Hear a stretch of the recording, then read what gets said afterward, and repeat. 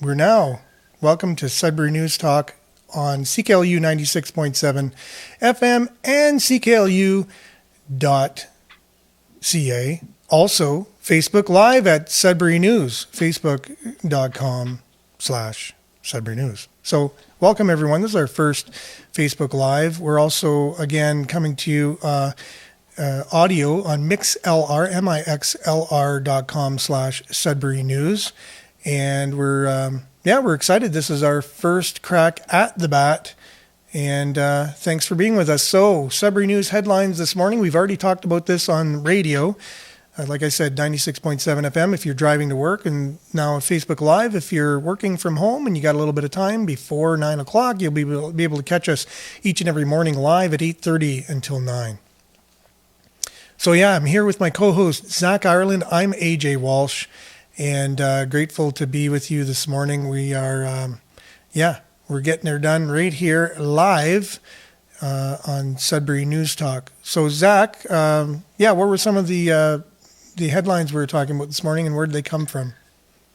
Yeah, in case you missed them, Sudbury.com posted an article, Cancer Society's Wheels of Hope looking for more volunteer drivers in Sudbury. So if you'd like to volunteer, meet some awesome people that are struggling with transportation, maybe some social connection in a difficult time after being diagnosed with cancer, definitely reach out to the Cancer Society and volunteer. Cool. Another headline we looked at was this awesome letter to editor on Sudbury.com, put on your pothole face. And it's kind of written in jest, it's kind of written in satire, but it was a lot of fun reading that and talking about potholes because heaven knows we have enough of them. How many potholes do you think we have altogether? You know, within one order of magnitude, I would say probably 5,000. 5,000. So, and how did we come up with that number, do you think? Is there an actual study? Or is that just because you do a lot of driving around? Yeah. Yeah, I drive, especially around the South End. Actually, you know, we briefly talked about our idea. This isn't an article, but we briefly talked about both of our idea of a Sudbury theme park in our last segment. And one of the rides would be this idea of driving into a pothole and then finding yourself in the snow lab in an old mine shaft as a joke. But anyways, last night I drove behind a snowplow, and the sparks coming off of that plow as it scrapes along the road, yeah, it's almost like a fireworks. Like it was mesmerizing. Because of you ever had that almost virtual experience? Yeah, when it hits the pavement, right? It hits the pavement. Yeah, it hits the pavement, and then there's all the sparks come off of it. Yeah, and I kind of said to myself, this is where they come from. Oh, potholes for sure. We tell ourselves a story that it's from the cold and that it's from the freeze thaw, but it's really because of that. Well, I thought it was because we don't pave them properly first. I thought that's where it begins with, or the materials we're using. Also true. And then the way we take care of them afterwards, like you said, we're really hard on them. And I think there is something to be said about the temperatures and the heavy trucks, along with the machinery we use to clear the roads. I think it's a perfect storm, right? And then we just end up with potholes. Right. And then I don't think we have a really great way of filling the potholes even afterwards. Mm-hmm. Although I know we invested in a pothole machine of some kind just recently as well. So we'll have to see if potholes can, if anywhere someone can be, very innovative with potholes, I think it would be here in Sudbury or Northern Ontario. So any inventors out there could probably do very, very well for themselves because we got a lot of potholes and we got a lot of different seasons to compare them, it's true. So there you go. We have the new, we talked about this yesterday. We have the new electric vehicle battery center at Cambrian College. Yeah, exactly. By Glencore. Why not a pothole studying center? Exactly. Where we just have different types of potholes and then we compare and contrast their strengths and weaknesses and maybe how to combat them. Exactly. We Yeah. came up with a vaccine in less than a year for a deadly pandemic, but we've had potholes with us for maybe 100 years, and we still haven't found a vaccine. Yeah, we haven't found a solution for sure. But the mechanics are pretty happy about it, I think, around the city, I would say, and the tire companies. The mechanic lobby. Yeah, for sure. Maybe they want to keep potholes. So, You know what? I, for one, actually, I really enjoy car mechanics. I'm glad that the world has them. I thought about when I was, in my kind of entrepreneur rule the world phase of life. I thought, why is there not a Walmart of like a vertically integrated um, store or service that will kind of fix your car for a low cost alternative? Why does that not exist? And I put a lot of thought into it. And now I realize I do not want that. I do not want any kind of something approaching a monopoly on fixing your car. That is well, just a terrible idea. this is the age of monopolies. I mean, everyone else is doing it. Why not? Why not do that as well? But Hmm. yeah. So I want to get to some weather a little bit, on this segment as well. This is our first Facebook Live for Sudbury News, by the way. We've been, on the radio since 2017 doing Sudbury Sports Talk, and took a little hiatus during the pandemic. And then now we're back Sudbury News Talk, which I mean will take in a lot more information and be able to, provide a service for the community to gather all the news local and deliver it in this format, on radio and live on the internet as well via Facebook, via Sudbury News. And so Zach was co-hosting with me on Sudbury News Talk, and we're back here on Sudbury News Talk. So we also have a Facebook page, Sudbury Weather. We also have Sudbury Sports as well. So we'll take some of that content and put it on to Sudbury News's Facebook page. Like I have a little thing here. There you go. There's the follow us on Sudbury Weather. So we'll have to figure out how to do all this, but this is our first crack at the bat. So if you have any comments, and even if you have any, any criticism, we're very open for that. We're glad to hear whatever suggestions you might have. So what else Yeah, did and, we and talk this is about? something we both, just to interject for a second, this is something both of us wanted to see. We wanted to exist was a place to get local news that's engaging, like something you don't necessarily need to go out of your way to read articles and stay informed. It's something that's kind of enjoyable, or at least hopefully, something enjoyable that can keep you informed on local, hyper local issues and exciting news. I think that's it's a long time coming.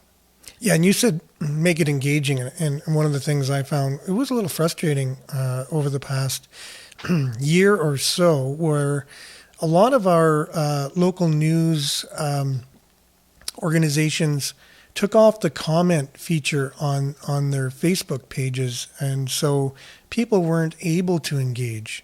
So they could just see the news or consume it, but they weren't able to engage with it. Now, I do understand some of the Mm. reasons for that.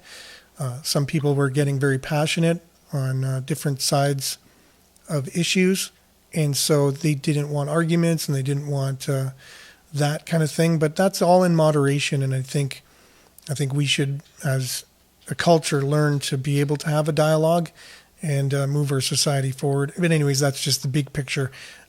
Local people need that connection, right? Especially local. We already feel disattached from things, and with the pandemic and everything's online and all this, and we need some kind of engagement. So yeah, that's just to unpack a little bit of what you said of the reason for this is to engage with each other on local issues, and hopefully we'll do a good job in doing that. Hmm. Hmm. No, and speaking of local and equitable outcomes, like when you live in a big city, it's different. You have access to a lot more, and I think that it's in a lot of ways we kind of lose that game because we can't talk to our friends and neighbors about news because we don't have it. And like you said, if you can't comment on these things, engage with these things, It's almost like they don't happen. And if only 10% of people are staying up on local news, it doesn't have that same ability to kind of bind the, I hate the word, but to kind of bind the community together. So not to toot our own horn here, but it's it's very important. I think it could prove to be a really beneficial thing to have a culture around staying informed, local news, and like I said, talking to friends, neighbors, and family about stuff that applies to us here. Because there's a lot more than just federal and provincial news. There's local stuff going on.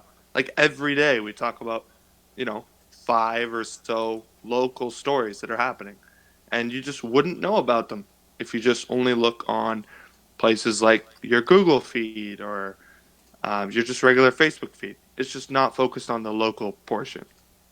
Yeah, exactly. It's super important to keep local journalism alive, and that's why we're not here to take the place of our local journalists and local journalism organizations, local news organizations. We're here to uh, work with them and be able to keep it alive, actually, and just give a different flavor to it and something that's going to support it and work hand in hand with. So, yeah, we're not here to take over the world. We're here to offer a service for the community, and hopefully, we'll do the best job we can. So, keep those comments in the comments section. Just let us know. Like, put whatever whatever suggestions you might have for anything. Really, we're pretty open, and we're here to try and make this as good as we possibly can.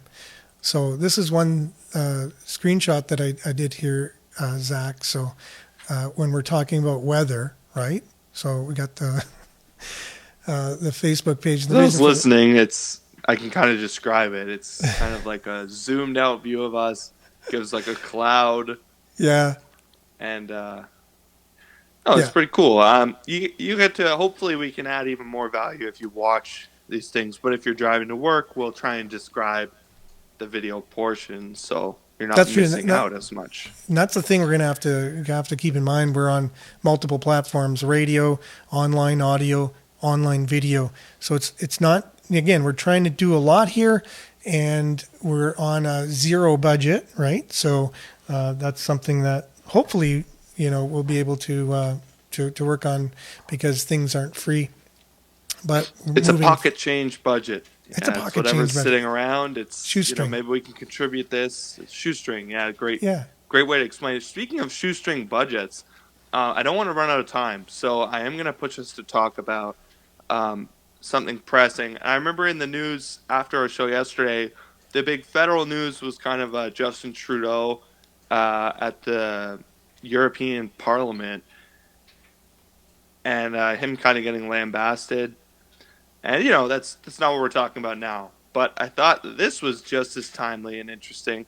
And it was the leader of the opposition in Queens Park, that is the provincial parliament, and they were talking about Northern Ontario, and they were talking about healthcare in Northern Ontario. And a quote from Andrea Horwath.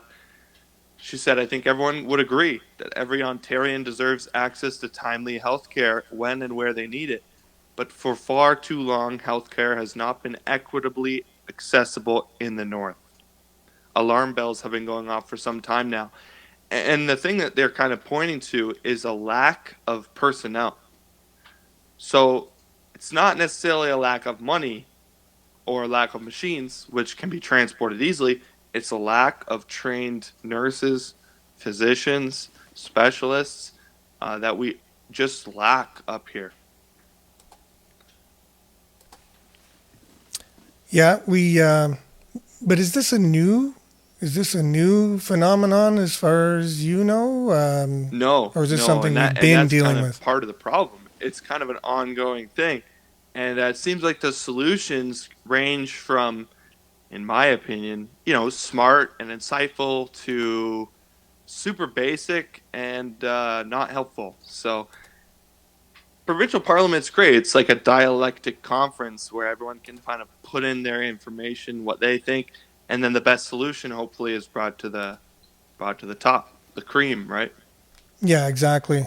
And I hope we can get to the solution of that because it is an ongoing problem. I remember my father being in the hospital here. He had cancer really bad, and so he had a lot of pain in his back, and they had him in a bed in the hallway for the longest time, and it was packed. And this was before the pandemic, before them Hmm. talking about how hospitals were packed. We had a bed shortage way before that, if people have any memory, right? So this is an ongoing problem we've had for some time now, and so yeah. Hmm. Solutions again. This is where this is open for people who have solutions. We love to take people's ideas, and you never know, the collective can sometimes, influence those people who are in decision making positions, and yeah, find solutions.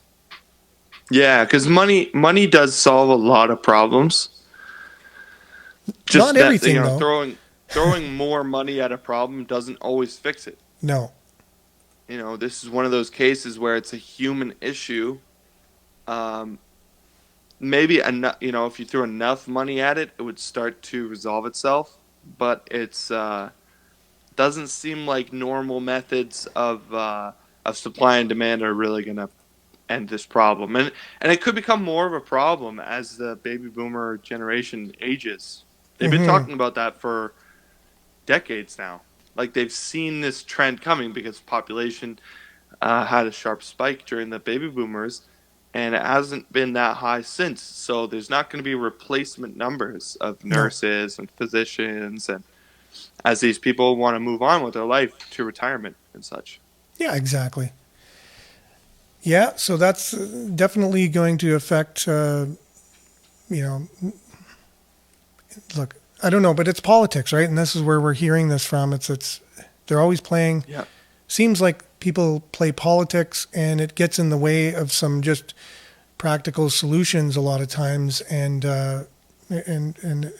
hopefully we can get over things like that, and just get down to what's important to people, and that would be healthcare. I think everyone should be entitled to Hmm. good Hmm. healthcare, and Northern Ontario is no different in that way.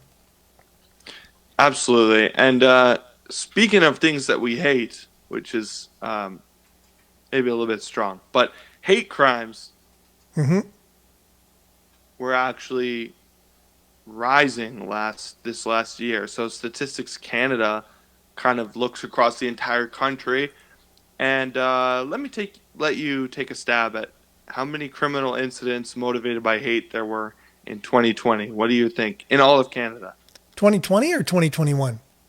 In 2020 Okay. How many hate crimes in the country? across the entire country. So we have almost 40 million people, let's say. So Yep. hate crimes, I would say in 1 year, 250. It was 2,669. Wow, I was very much off. It's 10 About times 10 more than what I times. thought. But that's okay. So it actually you could be right to a degree because this is the largest number ever recorded since comparable data started to be collected in '09. So like it's not steadily been going up, but the point is this is the most hate crimes reported in 1 year. This is 37% more than the year before, which was 2019. It was recorded. So it's it's something to look at. I mean, a 37% increase with 2,000 incidents is statistically significant.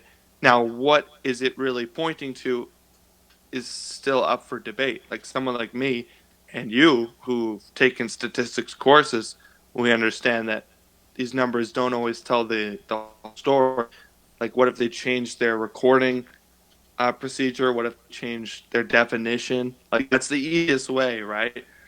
Yeah. Um, but we're not cynical of that. We're just looking at the facts now, and that is four motivated hate crimes in 2019 and 2019 and 2020. Four hate crimes were reported, but in Sudbury the number was 10 in 2021. Oh, so in Sudbury, in the 2 previous years, there were 4, and now we're up to 10. Is Yeah. that what you just said? Okay. Yeah, so that seems like a big jump, right? Hmm. Like if you were to say that in More than percentage double. terms, Yeah, more than it's doubled. more Yep, than 100% for increase. sure. Yep. But we have to look that in context and we say, oh, 10 is a lot more manageable. Like that's just because there were 4 one year and 4 the other year, doesn't necessarily mean that it's stable, Yeah, because you right? could say, well, 10's a low number. I mean, there's only 10 in a whole year, but if you look at it comparatively for the previous 2 years, it's more than Exactly. doubled. So it says something, and then Exactly. it's also in line with the national statistics as well, going up That's quite a right. bit, Going right? up. So Going up. Exactly. Yeah. So 37% increase in the national, more than 100% increase in Sudbury. So it is in lockstep with that. And, there's some thought that maybe it had something to do with the pandemic. Maybe there's some logic to that. and didn't the headline on CBC this morning say that 4 out of those 10 were for a specific group And that was in Sudbury. Yeah. in Why don't Sudbury? you go Yeah. ahead and reveal that? Well, yeah, no, 4 out of 10 were against the Jewish community here in Sudbury. And you and Isaac, I think as early as yesterday, were discussing the Jewish community here in the city, or That's right. the lack of public knowledge of the Jewish community here in the city. You don't hear all that much about it. And then so that's why I was surprised to see that statistic, particularly this morning in the headline, that 4 out of the 10 were geared towards the Jewish community here in Sudbury. Mm-hmm. Mm-hmm. And this is interesting. So out of the 10 reported hate crimes, one was directed at the indigenous community, which I really dislike that wording. I think specificity is important. It was not directed at the indigenous community. It was directed at an individual. Am I wrong? Correct. Yeah. No, well, if the individual was a part of that community, I can see how then they would say it was someone in that community it was directed to. So you make the tie, I guess, is what Well, I they're doing. just think reducing them to their racial identity is Yeah, silly. Like, even if, that is important because it's a hate crime, just saying the hate was directed at the community instead of the individual is it's kind of diminutive in my opinion. But no, that is true. And you need to keep that open mind about where statistics come from and what it means. And you can't just boil things down to a headline. It's good to unpack things and understand information and situations. So we don't jump to conclusions, so we can no, kind of cut down on hate and violence against each other, right? The more you understand each other, the less you're going to be afraid of someone else, and then you're usually not going to take action against somebody in a mm-hmm. harmful way. So, Mm-hmm. yeah, good Yeah, point. and one of the members of the Jewish community, just to kind of close this segment up, Which we will have to is because we she have was she one was minute. Yep. encouraging other people to reach out to the police as well and report these crimes, because a jump that large doesn't necessarily mean that the incidents have increased, but maybe the reporting has just become more robust. So that really could be something, you know, maybe there's a lot more that we just don't know about, and you can't do anything about it if you don't know about it. Definitely. And it's always good to keep that in mind because we both have taken things just recently in school, and so it's fresh in our minds of these types of things, and so it's good to pass that on to viewers as well. Now, Mm-hmm. this was our first Facebook attempt at Facebook Live, and so thanks for making it. If you've stuck with us this long, thank you so much for doing that because we're just learning the craft of doing this. So I'd like to end our little segment this morning on Facebook before we get off air on CKLU 96.7 FM would be a little weather report. It's currently about -1. There's apparently some freezing fog. I've never heard that term before, neither of you, Zach. Nope. Going to be +4 today, but watch out because there's a chance of snow turning to rain. It's right in that freezing mark, so anything can happen. As we talked about potholes too, right? So stay safe on the roads. Tonight it's a chance of flurries again, and much of the same tomorrow in terms of weather. It's hovering around the 1 to +2 range for the next day or so. So thanks for joining us on Facebook Live, everyone. And we'll be back same time, same place on Monday. And hopefully we'll have some really great Sudbury Wolves and Sudbury 5 news for you that they could pull out a couple W's. Sudbury Wolves playing tonight against Hamilton, and the 5 are playing tomorrow night at the Sudbury Arena, Saturday night, against the Kitchener-Waterloo Titans. Thanks, Zach. Ciao, everyone.